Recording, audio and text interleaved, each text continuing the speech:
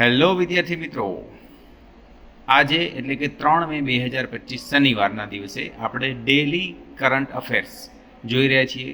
આ વિડીયોની અંદર ડેલી કરંટ અફેર્સ અને જે પરીક્ષામાં પૂછાય છે પ્રશ્નો, એ પ્રશ્નોની આપણે ડિસ્કસ કરવાના છીએ.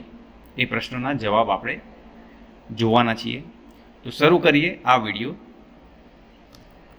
ફર્સ્ટ ક્વેશ્ચન છે, ક્વેશ્ચન 1. દર વર્ષે વિશ્વ પ્રેસ સ્વાતંત્ર્ય દિવસ ક્યારે ઉજવવામાં આવે છે? તો પહેલો ઓપ્શન છે 1 મે, બીજી મે, ત્રીજી મે કે ચોથી મે. તો વિદ્યાર્થી મિત્રો, તમે પણ કોમેન્ટ સેક્શનમાં જવાબ આપી શકો છો. તો સાચો ઓપ્શન આવશે ત્રીજી મે. તો વિદ્યાર્થી મિત્રો, ત્રીજી મે વિશ્વ પ્રેસ સ્વાતંત્ર્ય દિવસ ઉજવવામાં આવે છે. તો એના વિશે થોડી આપણે માહિતી પણ જોઈ લઈએ. જેમણે પોતાનો જીવ ગુમાવ્યો છે, આ દિવસે તેવા પત્રકારોને શ્રદ્ધાંજલિ પણ આપવામાં આવે છે. તો વિદ્યાર્થી મિત્રો, આ પણ એક મહત્વનો મુદ્દો છે કે જે પત્રકારોએ પોતાનો જીવ ગુમાવ્યો હોય એ આ દિવસે તેમને શ્રદ્ધાંજલિ આપવામાં આવે છે. બીજું કે તે વર્ષ 1993માં સંયુક્ત રાષ્ટ્ર મહાસભાએ 3 મેને વિશ્વ સ્વાતંત્ર્ય પ્રેસ દિવસ તરીકે જાહેર કર્યો હતો.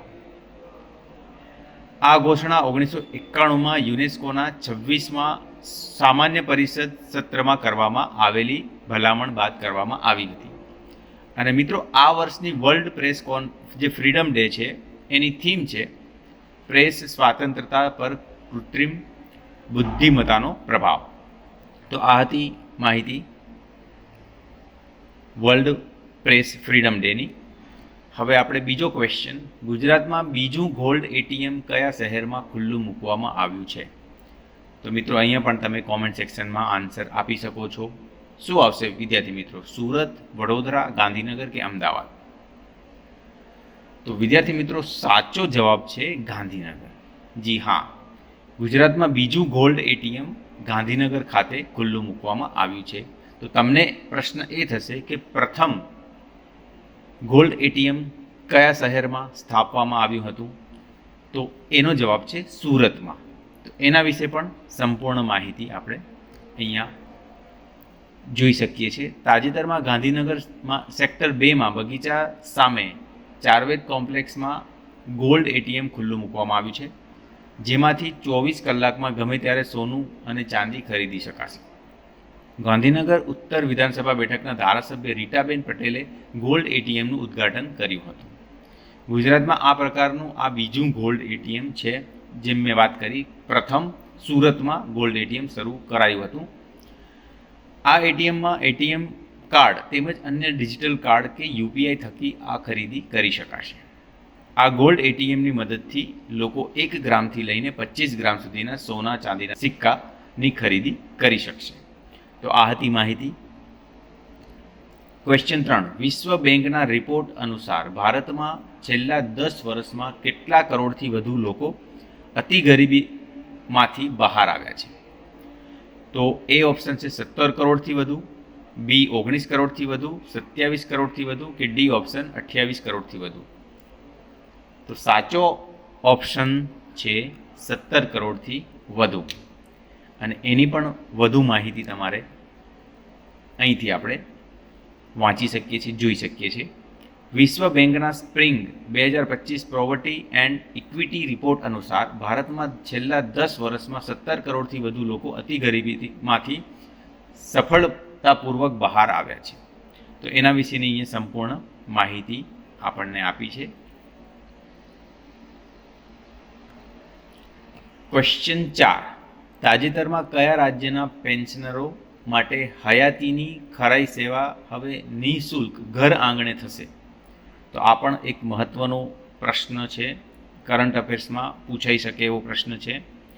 તો એ ઓપ્શન છે હિમાચલ પ્રદેશ, બી ઉત્તરાખંડ, સી ગુજરાત અને ડી ગોવા. તો મિત્રો, સાચો જવાબ છે સી ગુજરાત.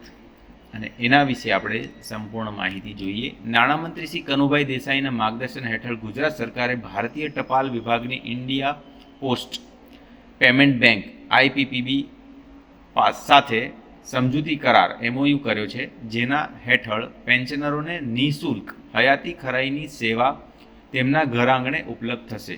હવે આ નિર્ણયથી રાજ્યના 5 લાખથી વધુ પેન્શનરોને લાભ થશે, જેની પ્રક્રિયા અહીં આપી છે એ તમે જોઈ શકો છો.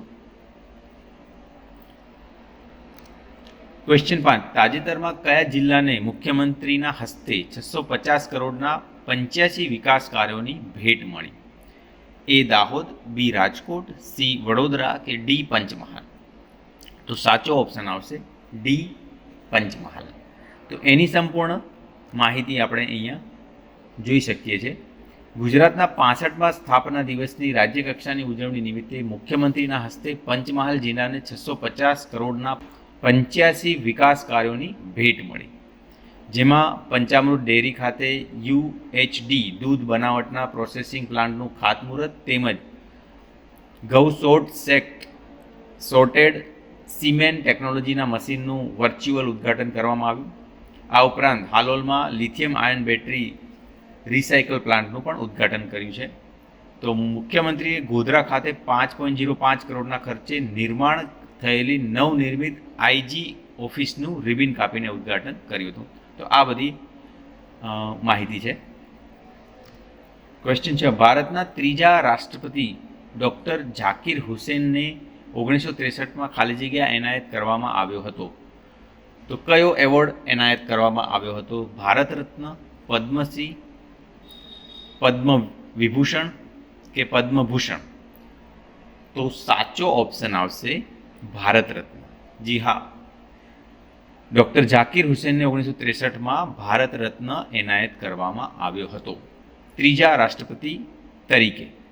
તો વિદ્યાર્થી મિત્રો, આને રિલેટેડ બીજા પણ પ્રશ્નો બની શકે છે, તો એની માહિતી થોડી અહીંયા તમને આપી દઉં છું. જેમ કે ભારતના પ્રથમ રાષ્ટ્રપતિ કોણ હતા? રાજેન્દ્ર પ્રસાદ.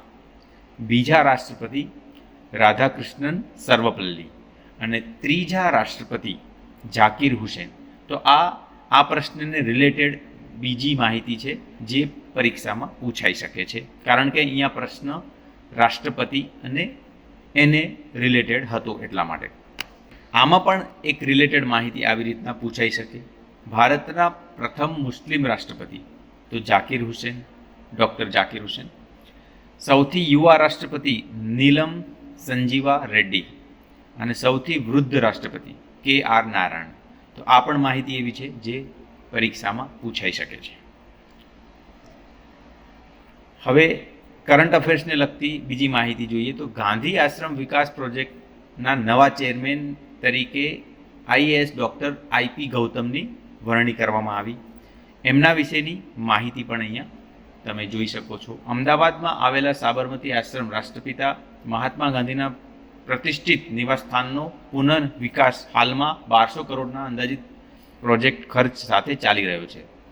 આ પ્રોજેક્ટનું સંચાલન ભૂતપૂર્વ IAS અધિકારી K કૈલાસનાથન દ્વારા કરવામાં આવતું હતું, જેઓ ગાંધી આશ્રમ મેમોરિયલ અને પ્રિન્સિક્ટ ડેવલપમેન્ટ પ્રોજેક્ટના ચેરમેન હતા. તો આ રીતની આખી માહિતી છે. ગુજરાત સરકારે હવે ડૉક્ટર IP ગૌતમ નિવૃત્ત IASને governing council and executive council બંનેના નવા ચેરમેન તરીકે નિયુક્ત કર્યા છે, જે પ્રોજેક્ટનું નિરીક્ષણ કરશે. તો આ રીતના વિદ્યાર્થી મિત્રો અમારી ચેનલ સાથે જોડાયેલા રહો. આવી જ રસપ્રદ માહિતી અહીંયા તમને મળતી રહેશે. ધન્યવાદ.